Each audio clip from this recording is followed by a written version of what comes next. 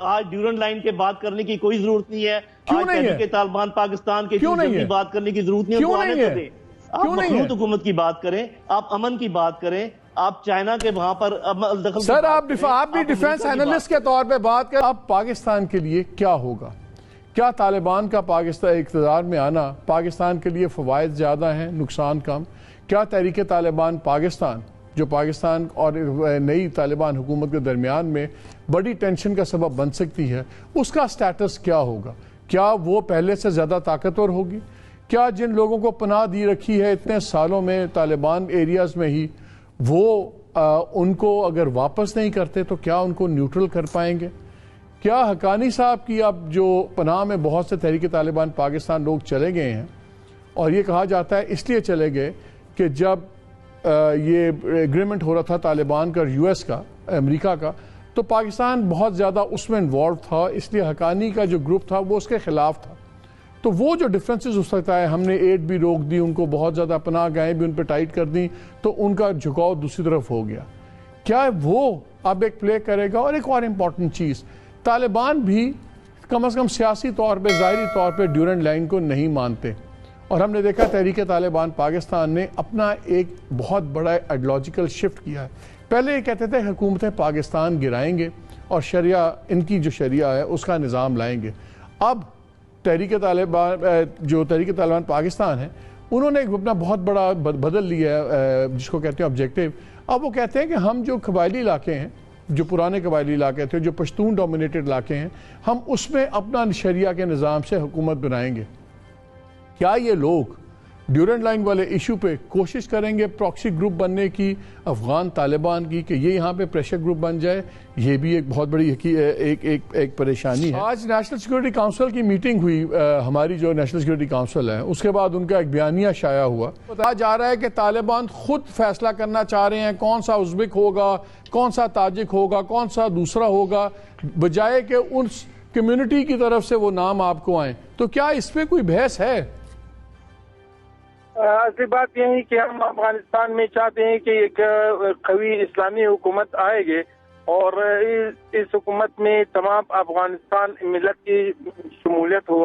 انشاءاللہ اس کام کے لیے ہمارا تلاش جاری ہے, نزدیک ہے انشاءاللہ کہ ایک نتیجے میں پہنچ گئے. زبیر صاحب یہ بتائیں کہ یہ ایک بہت زیادہ پاکستان میں سوال اٹھ رہا ہے تحریک طالبان پاکستان کا.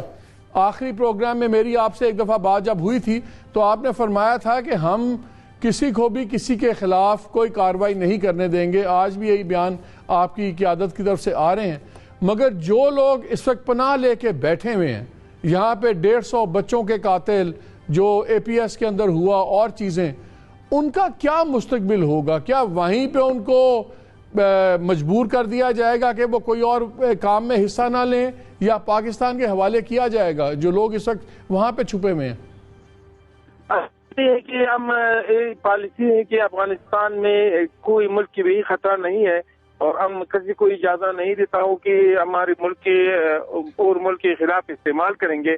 یہ ہماری پالیسی ہے. نہیں, ہماری ہم نہیں کریں گے, مگر قیدیوں میں اس بات یہی ہے کہ اگر کوئی کس ہمارے ملک اور ملک کے خلاف استعمال کریں گے, اس کی اجازت نہیں دیتا ہوں.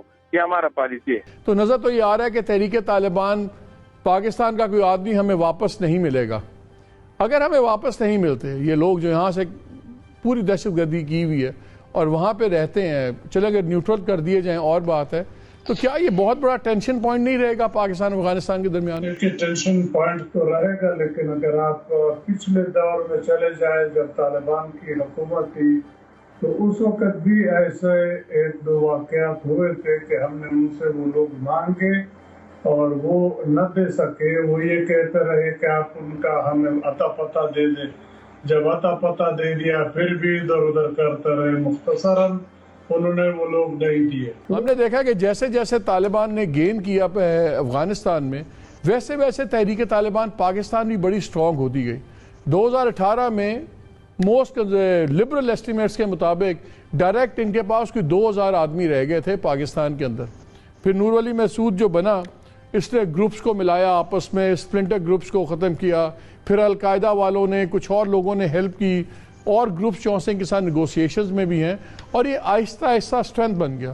سب سے بڑی بات تھی فوکس چینج ہو گیا، اور اس کا کریڈٹ لوگ ان کے جو ایکسپرٹس ہیں وہ القاعدہ کو دیتے ہیں کہ ان کی ایڈوائس تھی کہ آپ سویلینز کو چھوڑیں، ٹارگٹ کریں سیکیورٹی فورسز کو، اور یہ بنا دیں ایشو کہ جی جو پشتون ڈومینیٹڈ ٹرائبل بیلٹ ہے اس میں ہم شریعہ کا نظام لائیں گے۔ اور پختون پی ٹی ایم والے بیانیے سے نظر آتا ہے کہ جب بھی آپ کوئی نیشنلسٹک یا ریلیجس ایجنڈا لیں تو عوام میں اس کو پاپولیرٹی ہوتی ہے۔ ہم نے دیکھا ہے کہ تقریباً 100 سے زیادہ اٹیکس ہوئے ہیں پچھلے 2-3 ماہ، اگر آپ سارا کیلکولیٹ کر لیں، ایک سٹرینتھ آ گئی ہے۔ کیا یہ پریشر گروپ کے طور پہ اپنے آپ کو ایسوسیٹ کر پائیں گے افغان طالبان کے ساتھ؟ جو مرضی سے طالبان کہیں کہ ہم کارروائی نہیں کرنے دیں گے، یہ نہیں ہوں گے، جو ان کا بیانیہ بدلا ہوا ہے کہ یہ ٹرائبل ایریاز کا، یہ تو ڈیورنٹ لائن والا پہ تو طالبان بھی نہیں مانتے بارڈر، تو اس میں یہ فٹ تو بڑا اچھا ہوتا ہے۔ کیا یہ ان کا پریشر گروپ بننے میں کامیاب ہو جائیں گے؟ جی پہلے تھوڑا سا حوصلے سے میری بات سنیے گا مالک صاحب، آپ نے اپنے انٹروڈکشن میں بھی اور جو آپ سوال اٹھا رہے ہیں ان میں نیگیٹیوٹی بہت زیادہ ہے۔ آپ نے کوئی بات نہیں کی کہ یہاں پر جو سول وار کا امکان تھا وہ نہیں ہوا، یہاں پر جو کابل کے اوپر سر میری نیگیٹیوٹی نہیں ہے جنرل صاحب، میرے کنسرنز ہیں، میرے نزدیک سب سے زیادہ کنسرن پاکستان کا ہے۔ مجھے بولنے دینا، جی فرمائیں فرمائیں۔ یہ جن حملوں کی آپ بات کر رہے ہیں یہ تقویت پکڑتے گئے تحریک طالبان پاکستان، جوں زیادہ وہاں پر امریکن ہولڈ بڑھتا گیا اور جوں اشرف غنی کی گورنمنٹ بڑھتی رہی، یہ را کی وجہ سے تھا، یہ این ڈی ایس کی وجہ سے تھا۔ آپ خام خواہ اس کو ایک ٹویسٹ دے کر کسی اور طرف لے کر جا رہے ہیں۔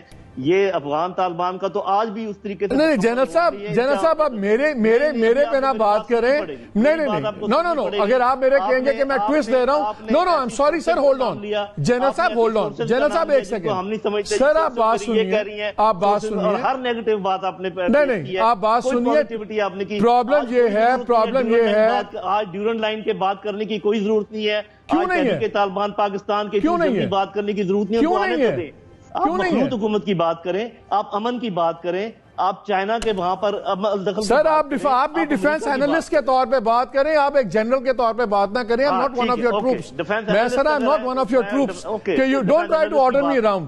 جنرل صاحب ہم ایشو پہ بات کر رہے ہیں کنسرنز کے، اس میں نیگیٹیوٹی کی بات نہیں ہے، آپ اپنا آرگومنٹ دیجئے، آپ میری نیت پہ شک نہ کریں۔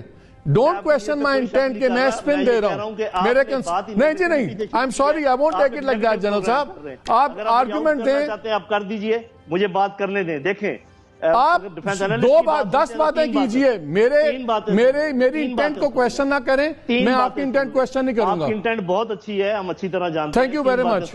نمبر 1 جی بہت شکریہ، بہت مہربانی۔ پہلی بات یہ کہ یہ جو ملا برادر 7-8 سال ہماری سیکیورٹی اسٹیبلشمنٹ کے پاس تھے، حراست میں تھے، سب کچھ تھا، اور بڑی جب یہ آپ کو یاد ہوگا جب یہ گئے، ان کو چھوڑا گیا تو بڑی اسٹیٹ میں باتیں نکلی کہ جی بڑے ناراض ہیں، سلوک اچھا نہیں ہوا، وہ نہیں ہوا۔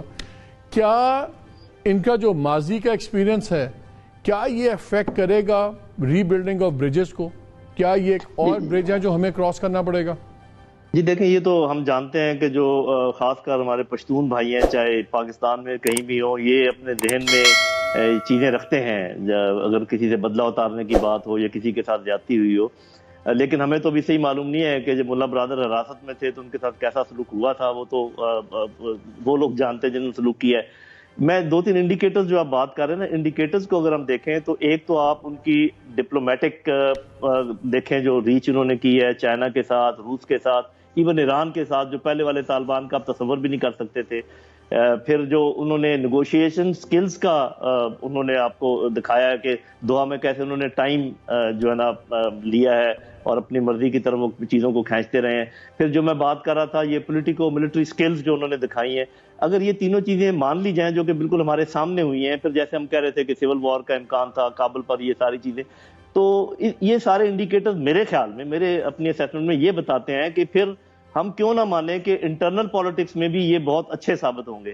اگر تو یہ ہوتے نا کہ بھی انہوں نے یہ برائی کی، یہ ابھی تک یہ جو طالبان کا گروپ ہے، انہوں نے جو کچھ میں دیکھ رہا ہوں، جو میرے انالیسز ہے، they have been doing everything right، تو کیا وجہ ہے کہ یہ یہاں پر بھی یہ رائٹ نہیں کریں گے؟ تو میں یہ سمجھتا ہوں کہ جب ایسے عہدوں پر لوگ آ جاتے ہیں ان کو پرانی چیزیں بھلا دینی چاہیے، اور مجھے یہ لگتا ہے، اور ایک بات تو میں پکا کہہ سکتا ہوں کہ جتنی بری اشرف غنی کی حکومت ہمارے لیے ثابت ہوئی تھی، جیسے اس نے را کو جگہ دی، جیسے ہمارا خون بہایا افغانستان کی طرف سے، کوئی بھی مخلوط حکومت آنے والی اس سے بری نہیں ہو سکتی.